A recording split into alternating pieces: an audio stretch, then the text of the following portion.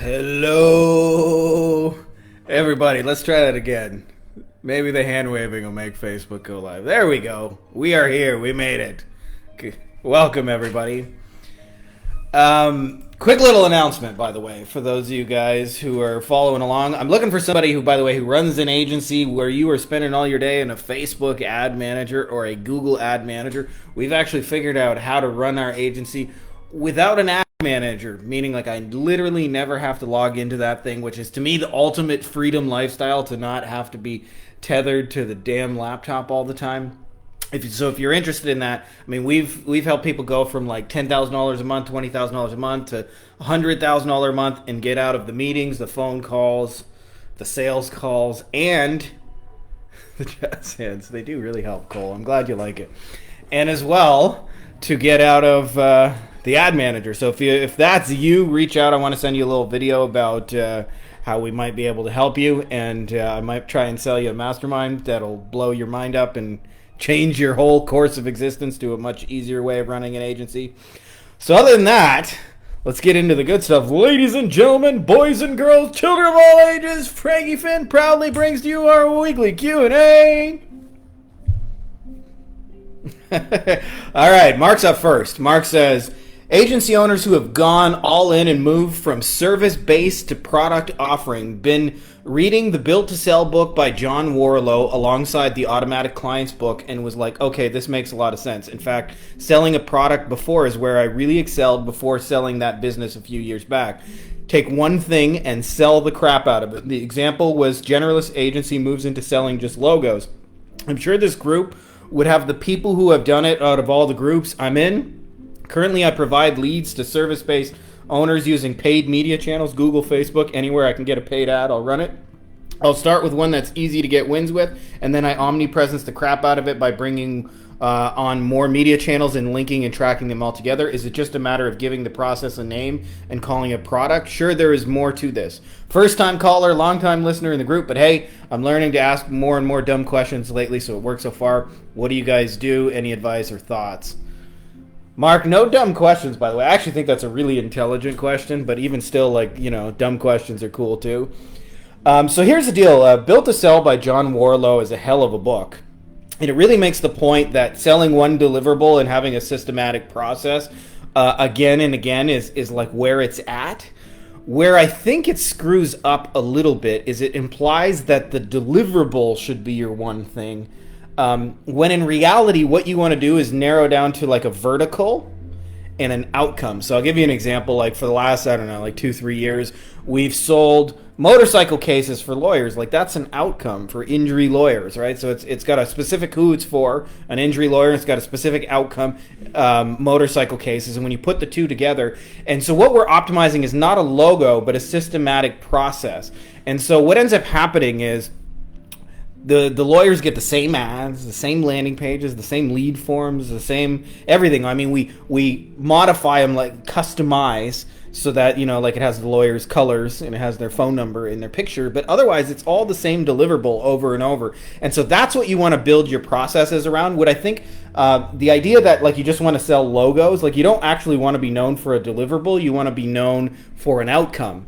And if you can build your agency around a vertical and an outcome, you'll have way more good luck with it, right? Like, you know, I know in the example he makes, we sell $10,000 logos, but in my experience, selling $10,000 logos as logos is very hard to do.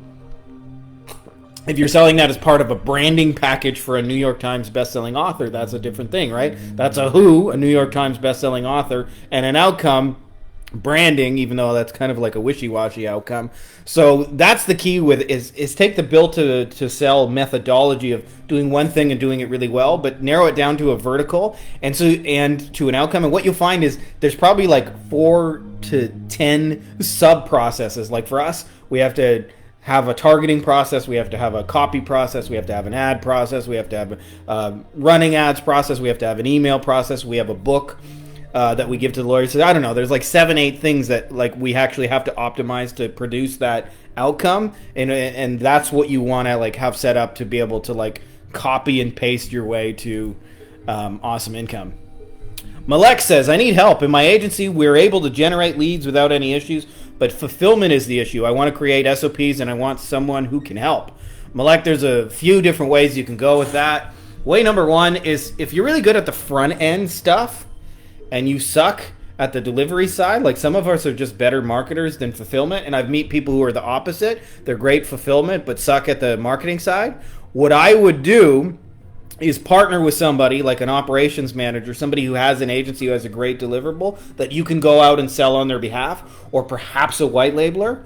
Or the other option for you is to bring on an operations manager, somebody like if you have a good workable process to build that in. But chances are if you partner with somebody who's really good at that side and sucks at your part, you guys will be a natural fit, because like let's just say you're really good at generating leads for SEO, but you hate fulfilling on SEO. Well, there's tons of people who are good at SEO who have no idea how to fucking sell that and don't want to know, for that matter. So like there's harmonious partnerships available. So I look for, you're either going to white label, you're going to bring in like a partner agency, or you're going to bring in an operations person. But if you're looking specifically for like automations and SOPs, our man in this group, Chase Snow, is worth talking to, because he's got some really cool shit about helping you do that. But chances are you may not be ready for that just based on the nature of the question. But it's worth probably having a preliminary conversation with him. All right, Michael says, hey guys, working my way through 2.0, great so far, and have question about trash can assets. The book talks about ethically transitioning a customer local business list to a personal unbranded list by inviting them to a Facebook group or other opt-in. Has anyone here done this? Not sure how to do this without receiving pushback from the original list owner. Are you providing this up front to the digital list owner as a gift to the customers? Usually the deal with that, Michael, is if you're doing it, yes, by the way, I've done this, and if you're doing this, the deal with it is you have to basically make the ask small. This is true of any offer, by the way, is if you make it like, hey, give me your entire customer list, I'm going to sell them 10,000 things, turn it over to me, and blah, blah, blah. Like, you're going to have a hard time getting somebody to do that, because that just sounds like a big risk, right?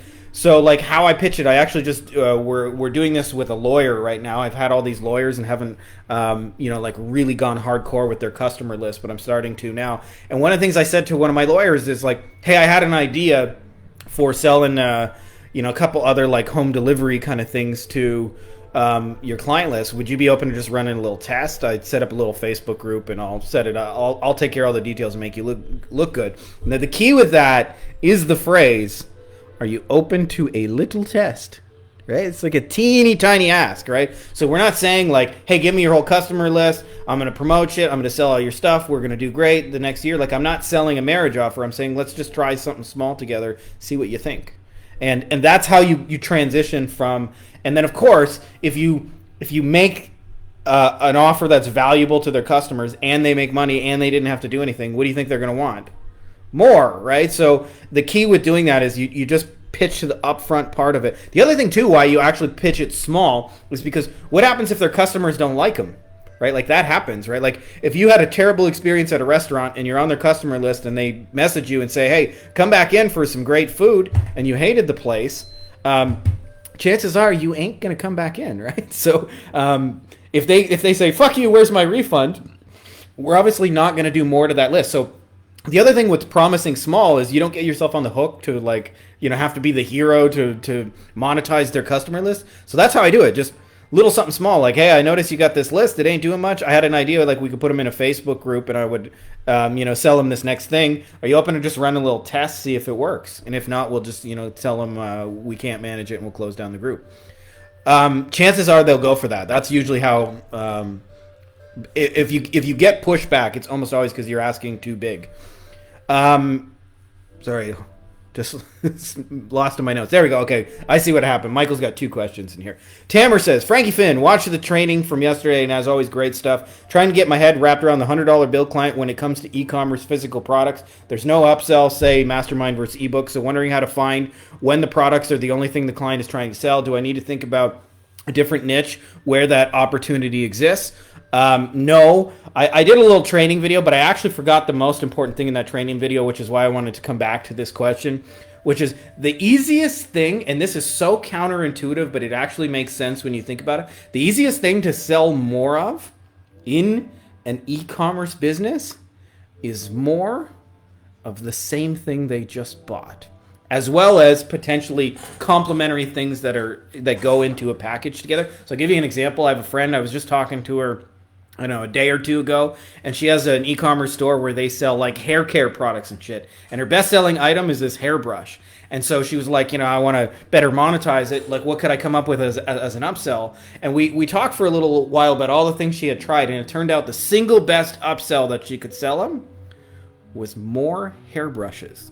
Right? Like the person is buying a hairbrush and they sold more of the same thing. Now this is a little bit counterintuitive because you think like, well, they just brought a hairbrush. Why would they want 3 more? But there's plenty of reasons. Maybe they want one for, the beach house. Maybe they want one for a friend or family member. Maybe they're always breaking on them and they want to have 4 of them. I don't know, right? Maybe they're like me where their dog eats fucking everything in their house, and so maybe they want to have extra so after the dog eats it, they have it, right? But a lot of times we think, oh, I just sold them my one thing. Why would they buy more?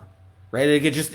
And if you just ignore that kind of thought and just try as an upsell, like, hey, we got a special on get 3 more of these things you just bought, you'll be amazed. You'll better monetize your traffic, and it's the easiest upsell in the world, and it fucking works because if they're already buying the thing, they've already proven they know, like, and trust the product.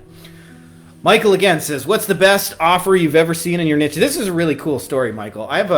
There's a dude. No affiliation whatsoever in the legal space, and I was on a webinar with him, and I watched him in front of my eyes probably sell $3 to $4 million worth of shit. And the $3 to $4 million worth of shit that he sold, the webinar was no content whatsoever. Like, it was just, here's my offer, here's my pitch, let me answer some questions, and then people bought it. It was actually kind of mind blowing. And their offer was, there were guys who used to run TV, like network studios or whatever, and so they knew how to buy really cheap media, so they could buy TV airtime. There's a thing in that space called remnant space, where it's like unsold space, where it's like, hey, we don't have a commercial sold at 7 o'clock, so we're just going to run a rerun of somebody else's. So you can buy really cheap stuff. So they would buy all kinds of remnant stuff, and they had, presumably other little secrets and things like that. And then they had one working TV commercial, and they said, we will run our TV commercial for you. We will generate 100 phone calls for your law firm, and we will sell you a package of 100 phone calls for 10 grand. And that was it, their introductory package. And then people said, can we see the commercial? So he showed them the commercial. But I was really amazed, like in a 20, 30-minute webinar, they sold $3-4 million worth of stuff. But that's the power of a great offer, is when you have it right, like people just want it. So it was like 100 phone calls for 10 grand. For those of you guys who sell in leads, by the way, that's the easiest way to get an opening selling your leads is just with one single package. It's a great little first aid offer. All right. Kyle says, I'm honestly so great at targeting and creating ads that convert on Facebook for local companies. But my ads for my own agency, although they look great, don't get a lot of traffic at all. I don't know what it is. I don't know if it's just the niche or because there's so many other agencies to compete with. What do you do to run Facebook for targeting businesses needing help with their ads? My logo design ad gets traffic. Social media management ad gets traffic, but I cannot seem to target businesses correctly that need help with ads management. Ads management. No likes, no comments, no nothing. All my ads management clients are by word of mouth only, and during the summer, the same thing always happens. They say, ads working great, too many customers on schedule, can't handle it, need to stop using me, until they make it through the current workload. So my income goes from an amazing income when all my clients are on board to being all booked up and stopped around the same time, and income drops to almost nothing until winter or fall. I'm trying to expand my agency and get my ad management services in front of more faces, but I'm not sure how to do that and don't seem to work for me on this. Man, Kyle, my dude, I feel you. There's nothing worse, by the way, than when you do such an awesome job that you get fired for it. Like, right? Like, for real, when you do so well for clients, they say, hey, pause all this shit right now because you're drowning us in work. Kyle, from what I see in your case, there's a couple of compounding issues that I see kind of stacked on top of each other. So some of them are kind of a little bit more complex and more important than others. But one of the things, just based on your question, okay, firstly, is be careful how you measure performance. I know you said you get no likes, no comments, but Dan Kennedy says there are not new metrics. Like, people want to measure like likes and engagements, and all those things are cool. Like, I'm not saying I don't look. I look at my engagement and my shit all the time. But I'll tell you, you cannot, last I check, bring your engagements to the bank and pay for like your house or your car or your kids or whatever you got in likes. You can't say, well, I got 1,000 likes, right? So I would rather have one sale than 1,000 likes. And so it's really, really key to understand, like, I have ads all the time that have no engagement, no comments, no anything. Nobody gives a fuck, and yet they convert, right? So let's measure the important thing, which is, in our case, actually converting. Now, having said that, the first thing is, chances are, if you're working for like local businesses, and I'm guessing they're like seasonal contractors from the sound of things, is that they have a clear, well-defined niche. And so often it's very easy to like position and sell their thing. In your case, it sounds like you don't. It sounds like you're kind of a little bit of a generalist agency. And so, like you said, I have logos and ad management. You're not looking for businesses that are looking for ad management. What you're doing is actually narrowing down to a vertical and selling an outcome. Nobody, like I've mentioned this in great detail in this book, where, by the way, version 2.0 of this you may want to read, Beyond the Agency Box. That's a... but one of the things I talked about is like a hammer, and a hammer is a tool that builds things, right? Like, no two people who buy a hammer want the exact same thing. Like one person may want to remodel their kitchen, have big dinner parties, right? Like another person may want to build a deck and be outdoor grilling and having barbecues and all those kind of things. Another person may want to build a birdhouse and have their daughter smiling and say, look what I built, right? So it's just a tool. And so if you try and sell the tool as a tool, you'll just confuse the fuck out of people because they won't know what it's for. So you sell the outcome of it, right? Or the problems it solves. And that means, like, you sell the finished kitchen, you sell the grill, you sell or the backyard barbecues, you sell the finished birdhouse with smiling daughter. But what you don't sell is the fucking hammer. And so social media management is a fucking hammer, and nobody wakes up and says, I want a hammer. They want the outcomes that you can produce. And so the best thing that I would suggest doing is you probably have a bunch of awesome case studies, which is show the case studies of the results you've created, and almost inevitably, clients in a similar situation will want those outcomes. And again, keyword being outcomes. And a good case study is really, really simple. Is you take what would be a testimonial and you turn it into a teaching example. And so it's a lot less hypey, but it's actually more powerfully persuasive. So you say, hey, like, let's say you're working with, I don't know, like in your case, a general contractor, and you're helping them get fence jobs. You say, hey, for those of you guys who are general contractors out there, I want to show you how we got 1,400 fence jobs in the last year for $10,000 spent. Let me show you what we did. So here are the things we tried. Here's what we figured out. And that's basically the format for it. And the cool thing about it is you don't have to wait for a client to endorse you. But if I was to run ads for what you're doing, it wouldn't be, hey, I have a logo. Hey, I have social media management. It would be, here's an outcome I've produced for a client. And if you're interested in the same kind of outcome. The other thing, by the way, the third kind of issue that I see kind of compounded, besides like the new metrics and you're selling the hammer, is it sounds like you're going for what I would call the bottom end of the market. And usually, if they're like contractors, they're guys who are either one-man crew or one-man operations, or they might have like a teeny tiny crew. And what happens is it's very easy to drown those guys in work. Like if I have a single lawyer, I can drown him in work in like 5 minutes. But if I work with a law firm that has 40 people, 50 people, and it's a lot harder to drown them in work, right? Like no matter how good my ads are, like it's going to take some effort to actually drown them in work. And so chances are, I would say, if you just up level the kind of clients you go with, you'll stop getting fired in the middle of the year because they'll have crews and they'll have infrastructure to actually handle the growth. And the easiest way I found to do that is there's a concept inside the book here, by the way, called the shoe buyers. Anybody, by the way, I put a free copy, a free PDF of this in the group. So even if you don't want to buy it, you don't have to buy it. You can get the free PDF. But in there is the concept of the shoe buyers. And what I'm looking for, the concept of the shoe buyer is really, really simple. Is if you imagine your marketing service as like a pair of shoes to be sold, what most people do is they look for people who logically need what they have, which is like someone who's barefoot and needs a pair of shoes, right? Like, but the problem with that is many of those times those businesses, they just won't buy shoes, right? Like they've survived 40 years on word of mouth and they don't need it, or they don't even want to grow, right? So I look for somebody not who logically needs what I have. I look for somebody who has a closet full of shoes and has 200 pairs of shoes and has the Nikes and has the Adidas and the Reebok and the dance shoes and the hiking shoes and the tennis shoes. I look for all of those things because there's always a need for somebody like that to have one poor pair of shoes. So rather than trying to figure out which are the businesses that need this service, I would actually look for the ones who are spending on it actively today, right? So if they're running Google AdWords, if they're paying for SEO, those are all like good signs that that's going to make a good client for you. So those are the things I would say is like, don't get caught up in measuring the wrong metrics because you get paid in sales and payments, not in likes, comments, engagements. Secondly, you're selling the hammer and it's not niched down enough and there's no real clear outcome. It's just like, hey, it sounds like we do social media management. So switch that to show a case study of what results you've created, and I'll bet you other people in that same situation, especially if you target other people in that same situation, will want it. And then the third thing is go after a higher end of the market where they can handle the growth and they're not just going to turn it off and fire you when things, when they get backed up on the schedule, because that really sucks, by the way. Sheila says, anyone have a script for letting a bad client go? It's not a good fit for our agency. We want to cut ties.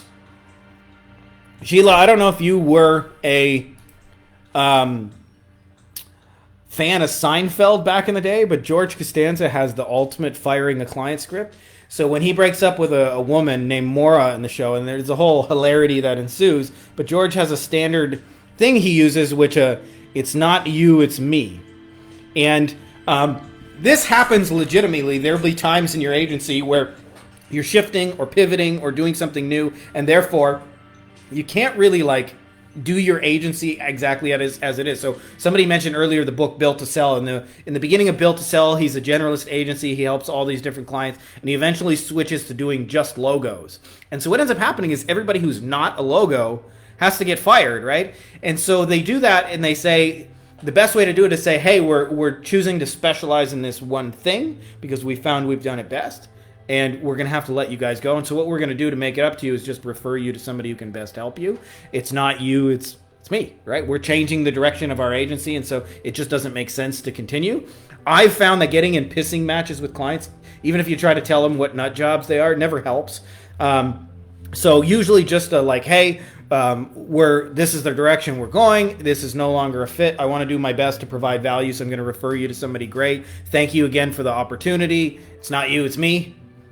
That's it. That's how you fire unhappy clients. Even though I know what you really want to say. We all know what you really want to say. Right? That's what we all want to say. But it doesn't go anywhere. And if you get into pissing matches with people, the other thing is people in the industry talk. And so I've learned, by the way, this is one of my secrets. When I get let go by a client or have historically, what most people do is take that all personally and things like that. I'm the guy who sends you a long thank you note for the opportunity to work together and how much it's meant and how cool you are. And you would be amazed at how that can parlay into referrals and things like that down the road. And so the way in which you fire is actually the top people in your industry talk. It's just how it is. So when you got a client, whether bad attitude or whatever, or just not a fit, be careful how you fire them, right? Because they will talk. And so if it was just let go on good terms, even if you didn't enjoy working together, that kind of thing gets around, and you can only put good karma like that in the world. So I think that's all we got for questions. So just another little reminder. I'm looking for one of you guys out there, by the way, who runs an agency who's just sick of being inside the ad manager. Got a free training we did last week, by the way, that's worth checking out. But if that's you, we run our agency without ever going into an ad manager. There's no meetings, there's no phone calls, and there are no sales calls, and there are no interviews either. When I say phoneless and meetingless, I mean that to the extreme. I don't get on the phone and talk with anybody. And for me, it's just because I desperately need my freedom and autonomy. I don't know about you guys, but I used to work in corporate way back in the day, and the stupid pointless meetings about you would get into a meeting and they would say, let's discuss the meeting notes from the last stupid pointless meeting, and then you would have a stupid pointless meeting, and then they would go, when do we schedule the next stupid pointless meeting? And that was just one type of meeting. You'd have 30 of those on the week. And so I have a serious aversion to meetings, phone calls, and also just spending too much time on the computer. And if that's you guys and you want to get off of it, reach out, because I can help you really blow up your agency. You got a little video to send you, and I guess that's all I got for you guys. Seems like a little quiet Monday. I got a little case of the Mondays myself, a little tired from the new baby, but working through it. Hope you guys are having an awesome time out there. Much love for you guys. May the force be with you.